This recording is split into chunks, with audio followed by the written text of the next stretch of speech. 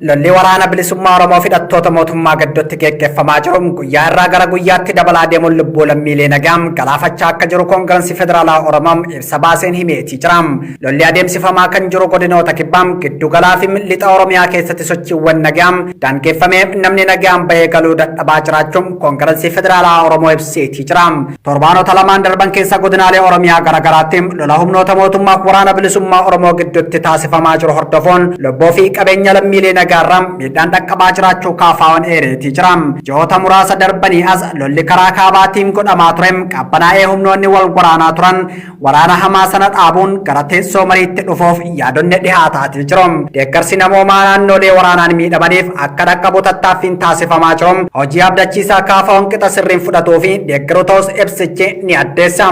Naannoo Gaambeellaatti dhalattoonni Oromoo lammiilee nagaa mirga heera bilisummaa naannicha keessa jiraachuu isaanii faallessuun sabaan adda baafamanii humnoota mootummaan ajjeefamaa jiraachuun koongireensii federaalaa Oromoo ibseetii jira. Gochoonni akkanaa lixa Oromiyaa keessatti mudatanii kan turan yoo ta'u Gaambeellatti irra deebi'amaa dhufuun babal'achaa jiraachuu mul'isa jedha ibsi koongireensii federaalaa Oromoo baase kun. Hojmaanni akkanaa kun mootummaan dirqama isaa kan lammiilee nagaa tiksuu baachuu dhabuu isaatii ol sababa humnoota hidhatan adamsuutiin ajjechaan murtii malee lammiilee irratti raawwatamaa jiraachuu kan agarsiisudha jedhe.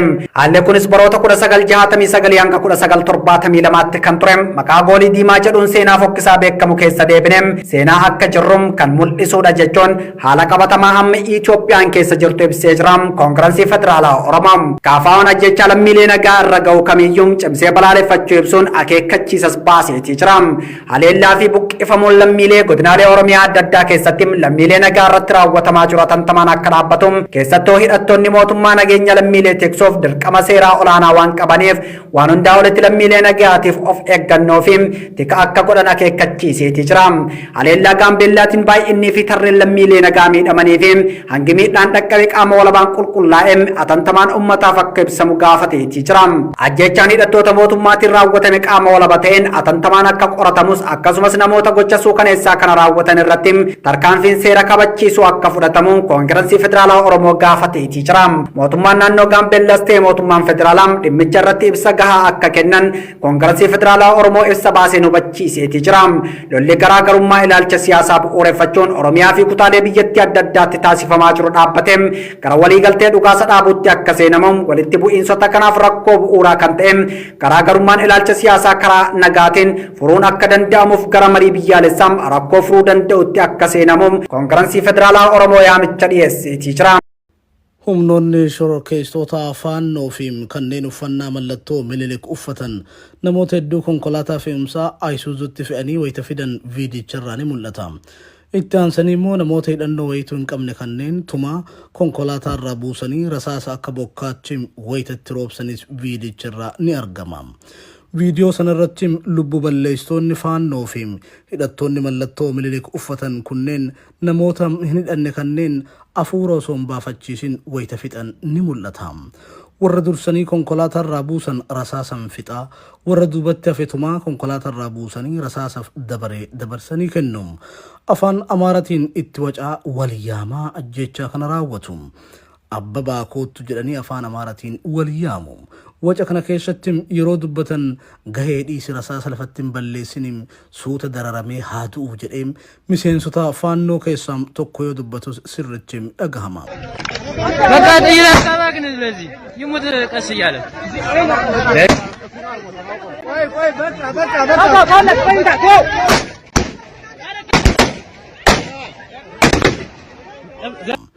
Warra konkolaatarraa namoota kanneen buusaa turan keessaa tokko konkolaatatti ni dhukaafama.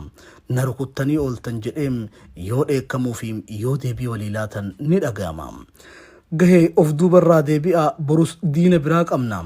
Eeyyen dhugaadhaan jechaa deebii walii laachaa gaafa deebi'an suur sagaleedhaan ni mul'ata. Gochaan gara jabeenyaam garee shororkeessaa faannoo fi humnoota mallattoo Minilik uffatan kana yoomi fi eessatti akka raawwatame ibsamuu baatus warri waa'ee ajjechaa jumlaa kanaa quba qaban ajjechaan suukanneessan sun Oromoota Walloo irratti raawwatame jedhan. Ajjechaan kun Walloo godina addaa saba Oromoo aanaa Arxummaa Fursii naannawaa Riqicham Harawaacaatti raawwatamuu dubbatan. Viidiyoon sun naannoo bara 2021 keessa dursaa amantii naannoo sanaa Sheek Siraajin dabalatee Oromoonni Walloo 27 haala suukanneessaa ta'een humnoota shororkeessitoota faannoo fi humna addaa naannoo Amaaraa duula Minilik jedhuun bobbaafamaniin wayita ajjeefaman kan waraabamedha jedhan warri dhimmicham quba qaban. Viidiyoon suukanneessan kun marsaa hawaasaa irratti gadhiifamuu hordofeem dallansuu cimaa uumeeti jira. Warri marsaalee hawaasaa irratti yaada kennem garee shororkeessaa akkanaa kana wajjin biyya tokko qooddachuu keenyatti ni qaanofnaa jedhan. Haala kanaan biyya sana kufaatirraa oolchus taheem nageenya waaraa fiduu hedduu rakkisaa ta'uu himuum. Bulchiinsi mootummaa naannoo Amaaraa jalqabarraa kaaseem garee kana ifaan ifatti leenjisaa ture kan jedhan fayyadamtoonni miidiyaa hawaasaa sadarkaa shororkaa akkana raawwachuu akka gahaniif kan karaa baneef mootummaa biyyattii ta'uu komatu. Gareen shororkeessaa faannoo Amaaraa fi michuuwwan isaa ajjechaa suukanneessaa akkanam irra deddeebiin raawwachaa jiraachuu yaadachiisuun fayyadamtoonni miidiyaa hawaasaa gochaan akkanaa kun yoo dafee hin to'atamne wal waraansa waliinii biyyattii keessatti dhalchuun mala sodaa jedhum akka qabanis yaadam kennanii jiru. ዝጋ መጠበቅ ዝጋ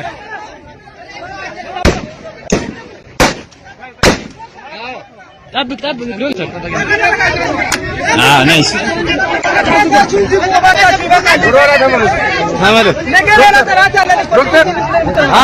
ወረድ ነው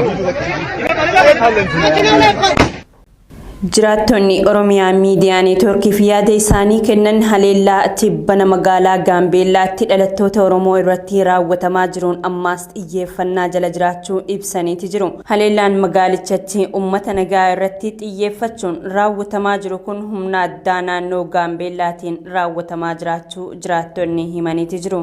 Haleellaa kanaan dhalattoonni Oromoo sababa Oromoo ta'an qofaaf addatti haleellaaf saaxilamaa jiraachuu jiraattonni dubbatanii jiru.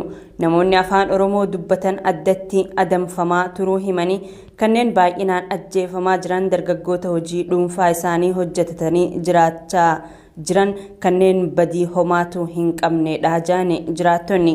Kana dura sababa isin waraana bilisummaa Oromoo waliin hidhata qabdan joon guyyaa guyyaan ajjeechaan irratti raawwatamaa turuu himaniiti jiru. Lakkoofsi namoota tibba kana ajjeefamanii adda baasuun rakkisaa ta'us baay'ee ta'uu himaniiti jiru. Uummata Oromoo irratti hirmichaan akka fudhatamu ta'e beektaa wantichi maqaa shanee jedhamutu. Akkuma sooshaal miidiyaa irratti argaa turtan ijoolleen Oromoo baay'een sababa afaan Oromoo dubbatteef sababa afaan Amaarinyaa haasa'uu hin dandeenyeef baay'een ijoolleen Oromoo mana keessaa ba'anii bashanamaa turan argitaniitu sooshaal miidiyaa irratti. Ammas qabbanaa'eera akka duraa sanallee miti mootummaanis gama isaatiin akka qabbanaa'u gochaa jira warra akkasuma uummata Oromoo irratti tarkaanfii fudhatan hiikkachiisee jira. Amma nuti waan beeknu nuti liyyuu haayilii Gambeellaatu militeerii sana uffatee akkas gochuusaa beeknaani malee. Guyyaa har'aa hanga tokko tasgabbiin jiraachuu himanii haa ta'u malee humnootiin kunneen haleellaa kana laaffisanis saamicha raawwachaa jiraachuu fi dhalattoonni Oromoo baay'een sodaa nageenyaa guddaa qabaachuu ibsaniiti jiru. Sadiq Afurduwaa miti amma akkuma Gambeellaatti waradaa Gambeellaa hundumaa waliin ga'ee jira jechuudha. Waradaa Gambeellaatti katama amma bulchiinsa Kililichaa. Katamaan jiran 0 ganda 5 ganda 1 ganda 2 ganda 3 ganda 4 ganda 5 sodaan kun itti galee jira jechuudha. Amma humni waraanaatti kana amma kana waan to'ateeru dhimma kanatti hin qabu.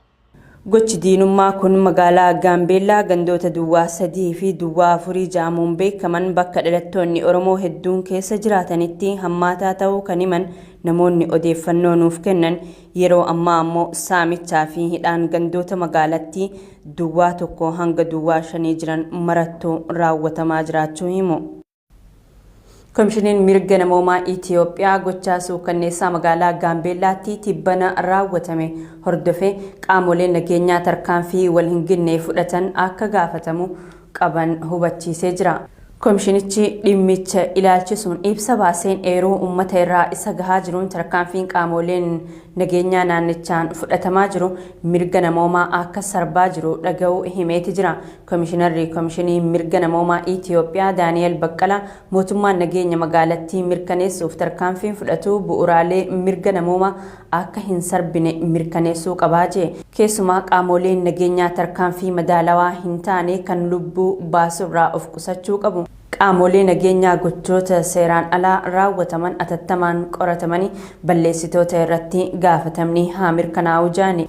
Humni waloo adda bilisummaa Gaambeellaa fi waraana bilisummaa Oromoo magaalattiitti opereeshinii raawwachuu hordofee humnoonni nageenyaa mootummaa naannichatti dhalattoota Oromoo namoota nagaa irratti ajjeechaawwan suukanneessoo raawwachuutu dubbatamaa jira.